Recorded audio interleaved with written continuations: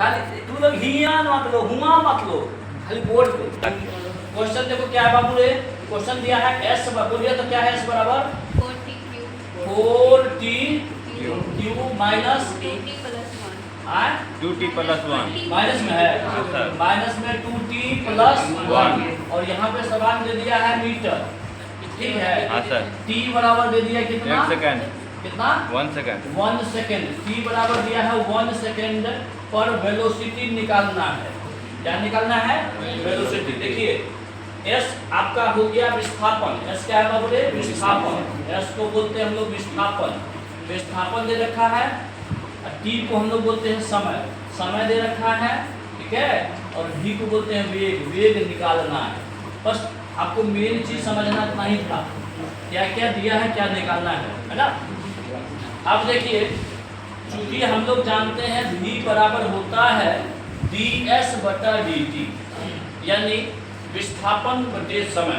क्या पढ़ाए थे, यूनिट टाइम में जो विस्थापन होगा उसी को वेलोसिटी बोलेंगे, है ना।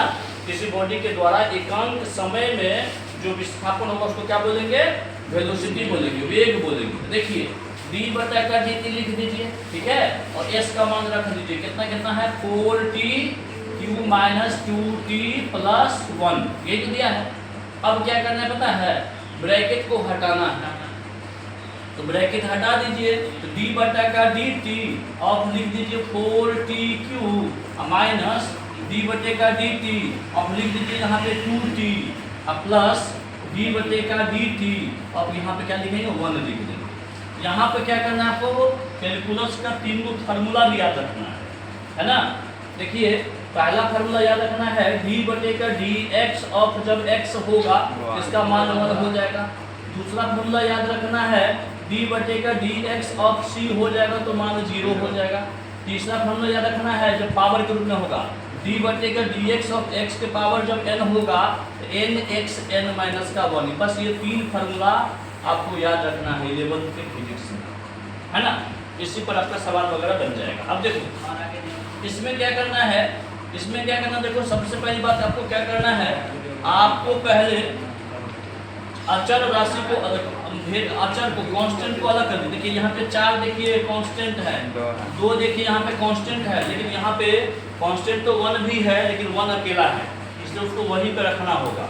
जो साथ में है वेरिएबल को उसको अलग कीजिए। जैसे देखिए आप क्या करेंगे, इसको इसमें 4 को बाहर कर लीजिए तो d बटे का dt अब लिख देंगे t क्यू माइनस 2 को बाहर कर लीजिए d बटे का dt अब लिख देंगे t प्लस d बटे का dt अब लिखेंगे यहाँ पे कौन चीज 1, ठीक है।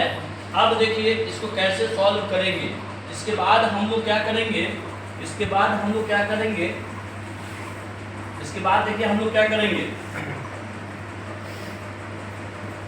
अब इसको हमको देखना है कौन सा फार्मूला काम कर, देखो पावर के रूप में फार्मूला है, यहाँ पे देखो बिना पावर के रूप में है, यहाँ पे देखो कांस्टेंट है, तो पावर वाला फार्मूला लगा दीजिए। 4 यहाँ पे, पहले पावर लिखो, पावर कितना है 3, फिर देखेंगे 3 में से 1 को घटा देना है, माइनस 2 है ये है, इसका फार्मूला हो जाएगा देखो dx बटे x का क्या होता है 1, यहाँ 1 और यहाँ हो जाएगा कौन चीज 0, कांस्टेंट का होता है 0। अब इसके हिसाब से 4 दिया कितना हो जाएगा 12 t स्क्वायर माइनस कितना हो जाएगा 2, ये किसके जगह पे आया, वेलोसिटी बराबर है। लेकिन देखो ये आंसर नहीं होगा, क्यों, सवाल में कह दिया था t बराबर सवाल में बोल दिया था, सवाल में क्या बोला था देखिए बढ़िया से, सवाल में बोला था t बराबर 1 सेकेंड पर, t बराबर 1 सेकेंड पर, हमको t का मान कितना रखना है 1 सेकेंड रखना है, तो लिखेंगे एट t बराबर 1 सेकेंड, t बराबर कितना 1, तो v बराबर जहाँ जहाँ t है वहाँ वहाँ 1 रखना है।